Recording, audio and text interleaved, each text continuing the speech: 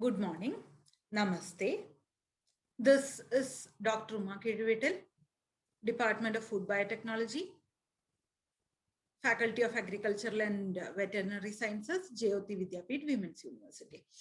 So I'll be taking the bioenergetics and metabolism course, lab course. So far we have covered spectrophotometer, how to determine reducing sugars and glycogen estimation, determination of starch, and also then it has been separation techniques using extraction of lipids, column chromatography, and now we will be covering thin layer chromatography. So in this session, what we will be doing is separation of the various components of the different lipid fractions that we have obtained by column chromatography by thin layer chromatography. So what is thin layer chromatography? Thin layer chromatography is basically a technique that is used to isolate non-volatile mixtures. So lipids, essentially they are non-volatile. If you are using hexane, hexane is a volatile component. So you cannot separate hexane and ether using thin layer chromatography, but you can separate lipids of different molecular weights and properties using thin layer chromatography.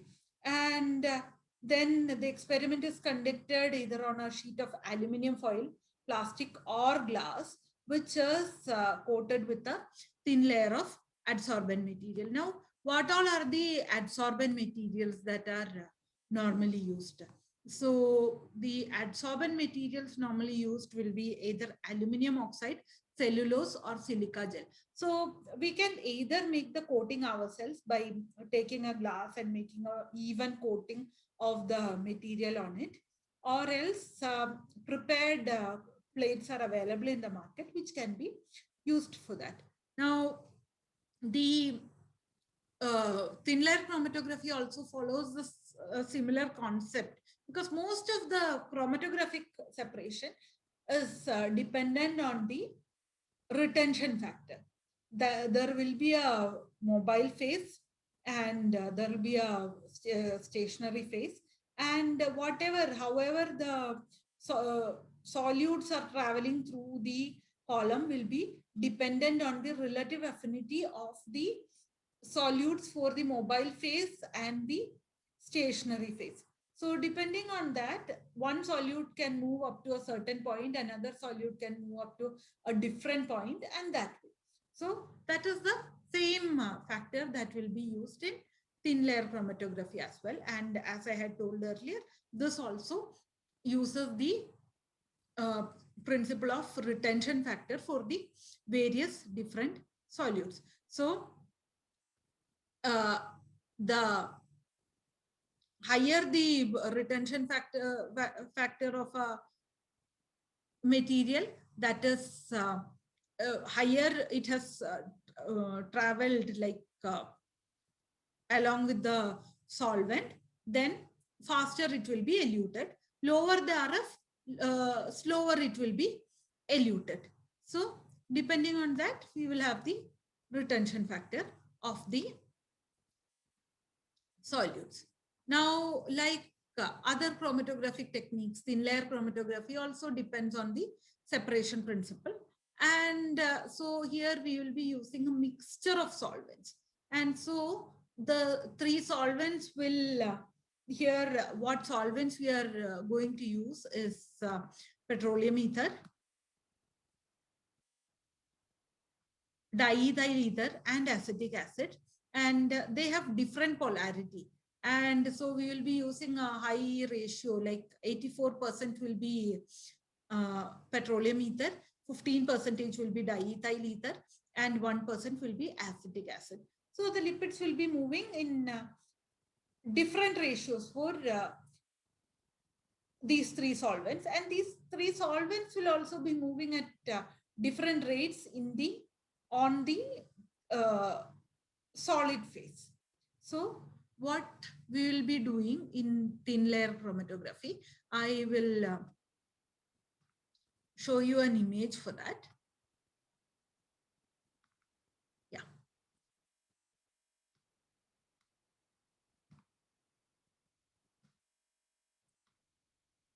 So in thin layer chromatography, what we will be doing is there is a spotting line. So the lower portion will have the mobile phase. And now we have a spotting line. There you can see a spotting line at which the two spots, the red and the blue spot for the solute has been made. So make sure that the mobile phase is lower than the spotting line. So what happens if the solute, the spots of the solutes that need to be separated is immersed in the mobile phase? It will simply get absorbed into it, no? Like it will simply get dissolved into the mobile phase. And then when the mobile phase is moving, it will get all spread out. So in thin layer chromatography, what you are expecting is actually dots like this, very precise separation into specific dots. Now, if the spots of if the compound that needs to be separated is immersed in the mobile phase, it will simply get absorbed in there, and it will be all like going very in a very non-specific fashion and like spread out all through the uh, stationary phase, and you wouldn't be able to get this very clear separation because there will be a lot of smear and smudges around it. So that is one of the main reasons why you shouldn't have the spots immersed in the mobile phase. So now you have loaded your sample, that will be your spots, onto the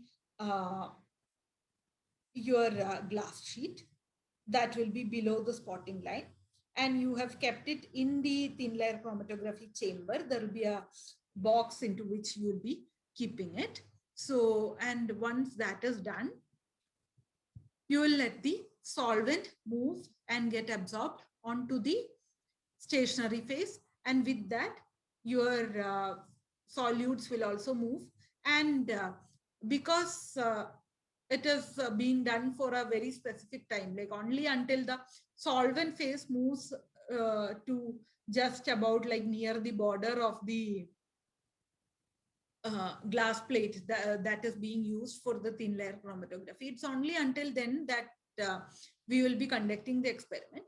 So like after that, once it is dried, we can find that the solutes, the different solutes have formed different spots at various points on the thin layer chromatography column. These spots may further be analyzed for various properties in order to identify which spot has become where and what are its mechanistic applications and what are its significance. So like as I told, here we will be using 3 solvents in a ratio of 84:15:1. There will be petroleum ether, diethyl ether, and acetic acid. And then we will cut out the wick in such a way that it's a little bigger than the TLC plate, and it will be inserted into the TLC chamber. So, and then it will be allowed to equilibrate for about 10 minutes or more. And the entire thing will be kept on a hot plate on a very low setting. So it will be kept warm so that the solvents could move slightly more freely as compared to when they are kept in a cold temperature. So visualizations are normally prepared by placing some iodine crystals in a mason jar, and then it will be secured. So the procedure for TLC, using 2 small pieces of tape, you will be attaching the TLC plate to the hot plate so that the bottom of the plate is touching the hot plate. And then after marking the bottom of the plate with a pencil and labeling each lane, we will be spotting in like 5 microliters each, like very low volume you will be adding to each spot, letting it dry, and then again add a total of 15 or 20 microliters. 15 is preferred. So 15 to 20 microliters of the sample will be spotted on each lane. And once you have it like then yeah, or even 25 microliters, you could load depending on the length of the TLC plate that is being used. You could even load 25 microliters, like it will depend on the length of the plate that is being used. And because if you're loading too much of a sample and then you have a huge sample and it is like giving you a big spot that is uh, connected and like not really separated, like there is not enough resolution for the chromatographic separation, then you wouldn't be able to identify which compound is which.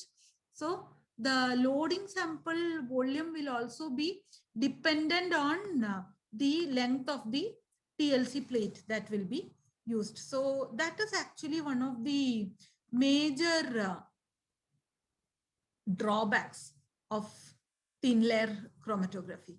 Like it does not have a longer stationary phase, and so the length of the separation is very limited, and that is one of the major drawbacks of thin layer chromatography. And also there is a reproducibility factor that comes into play in here, because in thin layer chromatography you are using one solvent and you are using a random heat setting and it is happening. And in the next time, if any of the factors are changing even slightly, it won't be as clearly reproducible. This experiment will not be reproducible if even like any of the tiniest amount of the factors are changing. Like if the solvents you are using are having any kind of impurity, there will be smudges, and those are all a problem with thin layer chromatography. But however, it's very easy to separate large number of compounds on thin layer chromatography. So that is one of its advantages, and that is why it is being used still. So, and the detection limit is high. So if you want a lower detection limit, then also you cannot use TLC. And one of the major drawbacks is that it's a qualitative analysis. You are not using thin layer chromatography for any of the preparative chromatography techniques, wherein you can quantitatively analyze a fraction and then use it for further purification and all that. Like it is not a quantitative analysis technique, it's a qualitative method. So that is, those are the disadvantages of thin layer chromatography. However, we can get a lot of separation done on thin layer chromatography, and it's a very easy to use method. So that's why it's still preferred in the lab and all that. So you have added your lipid, and then once the spots have dried, we'll be keeping the plate into the charged TLC chamber in front of the wick. And once that is done, the lid to the chamber will be secured and we'll allow the plate to develop. And once the solvent front near the top of the plate, then it will be, this plate will be removed from the TLC chamber and we'll mark the solvent front, because we know that it the solutes would have maximum traveled through that level, and then allow it to dry so that the solvent evaporates from there. And it will take, like for an average TLC plate, it will take about an hour, half an hour to 1 hour. And once that is there, then place the plate into the iodine chamber for visualization and secure the lid. So once that is there, we will get the spots, and those spots will be marked. So further, we could do any analysis on the particular spots, but the end result of this experiment should be something like this, that you have two solvents, you have two solute spots, and you will be getting them separated like this. So you will be getting multiple spots for each of the lipids that you had identified from, like say this is your fraction 1 and this is your fraction 2, and then you will be getting them separated on the thin layer chromatography plate like this in separate spots. This is what your expected result for this experiment would be.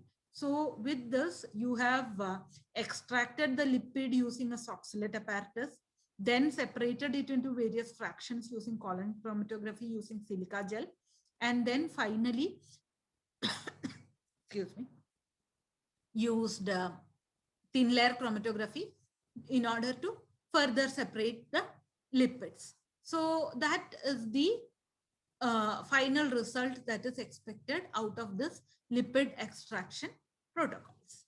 Yeah, that'll be all for today for this session. Thank you. Have a good day.